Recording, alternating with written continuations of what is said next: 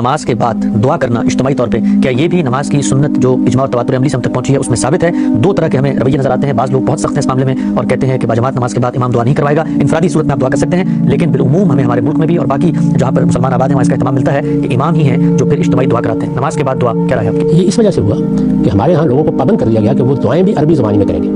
ہر عالم اس بات سے واقف ہے کہ نماز میں دعاؤں کے لیے جگہ مقرر کی گئی ہے. یعنی جب آپ تشہد پر بیٹھتے ہیں، التحیات پڑھتے ہیں جس کو کہا گیا ہے، تو یہ دعاؤں کی جگہ ہے. اس موقع پر آپ دعائیں کیجیے، آپ عربی زبان میں کریں. آپ رسالت میں آپ صلی اللہ علیہ وسلم کی جو معصور دعائیں ہیں وہ دعائیں اہتمام کے ساتھ کریں. آپ اردو میں کریں، آپ کسی زبان میں کریں. تو لوگوں کو بتانا چاہیے کہ نماز میں دعا کی جگہ ہے، اس میں دعا کرنی چاہیے. آپ سجدے میں دعا کریں، آپ دو سجدوں کے درمیان میں بیٹھتے ہیں وہاں دعا کریں. تو دعا ہی اصل میں مناجات ہی نماز ہے. نماز کے جو لازمی اذکار ہیں جو عربی میں ہونے چاہیے وہ تو صرف سورہ فاتحہ اور قرآن میں لانا ہے، اور یا خفض و رفع کے موقع پر اللہ اکبر اس طرح کے بعض کلمات کہنا ہے. آپ نے نماز میں جو حصہ خاموش ہے اس میں کیا کرنا ہے؟ تسبیحات پڑھنی ہے، آپ نے اللہ کا ذکر کرنا ہے، آپ نے اللہ کو یاد کرنا ہے، تحلیل کرنی ہے، دعا کرنی ہے، رکوع میں دعا کرنی ہے، سجدے میں دعا کرنی ہے. یہ دعا کے مواقع ہیں، تو اس کی تعلیم دینی چاہیے. جب آپ نے غلط رائے قائم کر لی تو اب اس کے بعد پھر لوگوں نے بعد میں دعا کرنا شروع کر دی. نماز کے بارے میں، روزے کے معاملے میں، حج کے معاملے میں، عمرے کے معاملے میں، تمام عبادات کے معاملے میں، یعنی وہ تمام چیزیں جن میں آپ اللہ اور بندے کے تعلق کا اظہار کرتے ہیں، ان میں رسالت میں آپ صلی اللہ علیہ وسلم کے طریقے کے اوپر پوری سختی کے ساتھ قائم رہنا چاہیے. اس میں ادنیٰ درجے میں بھی اگر کوئی راستہ آپ نکالیں گے تو بدعات کی ابتدا ہو جائے گی، اور بدعات کی ابتدا سنت کا خاتمہ کر دیتی ہے. اور دیکھیے یہاں یہی ہوا ہے، یعنی جو جگہ تھی نماز میں دعا کرنے کی وہ جگہ باقی نہیں. آپ بیٹھے تھے اس لیے کہ اپنے رب سے مناجات کریں، وہ آپ نے کی نہیں. اس میں آپ رسمی چیزیں پڑھ کے فارغ ہو گئے ہیں، یا آپ کو معلوم ہی نہیں ہے کہ رسالت میں آپ صلی اللہ علیہ وسلم کیسی کیسی دعائیں اس میں کرتے تھے. وہ ساری دعائیں جو ہم کو کتابوں میں ملتی ہیں، حدیث میں ہم کو ملتی ہیں، وہ حضور کی دعائیں ہیں. تو ان دعاؤں کو سمجھنا، ان کے مطابق خود دعا کرنا، اپنی ارزاش پیش کرنا، اپنی زبان میں اپنے پروردگار سے بات کرنا،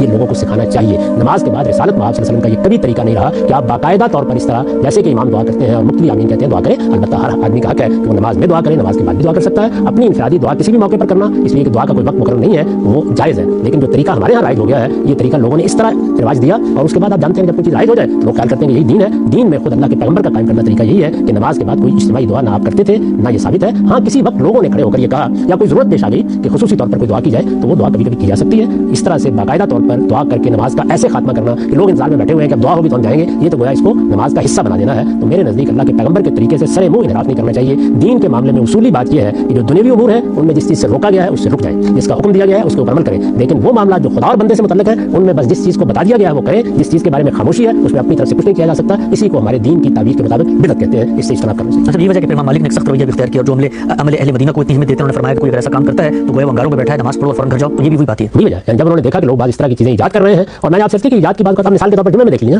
یعنی اللہ کے پیغمبر نے جمعے کے دو خطبے بہت مختصر 5-7 منٹ کے دو خطبے دے کے آپ نے جمعہ پڑھا دیا. جمعہ ایک اجتماعی چیز ہے. ہمارے یہاں کیا ہوا، کیونکہ لوگوں نے غلط رائے قائم کر لی کہ جمعے کا خطبہ تو عربی میں دینا چاہیے. اب وہ ایک رٹا رٹایا خطبہ ہے جو آپ پڑھ کے سنا دیتے ہیں، تو پھر کیا کیا جائے؟ لوگوں کو نصیحت تو کرنی ہے، اب پہلے ایک تقریر ہوتی ہے، تو وہ تقریر بھی ہمارے جمعے کا حصہ بن چکی ہوئی ہے. تو میرے نزدیک کوئی ایسا کام دین میں نہیں کرنا چاہیے کہ جو رسالت میں آپ صلی اللہ علیہ وسلم کی سنت سے آپ ثابت نہ کر سکیں. اسی کا وہ نتیجہ نکلا ہے کہ رسالت میں آپ صلی اللہ علیہ وسلم نے جمعے کے بارے میں جو طریقہ مقرر کیا تھا، جو سنت قائم کی تھی کہ مسلمانوں کے حکمران آئے یا ان کے نمائندے آئے، وہ بھی جب ہم نے تبدیل کیا تو اب لوگوں کو یہ بتانا مشکل ہو گیا کہ اصل طریقہ یہ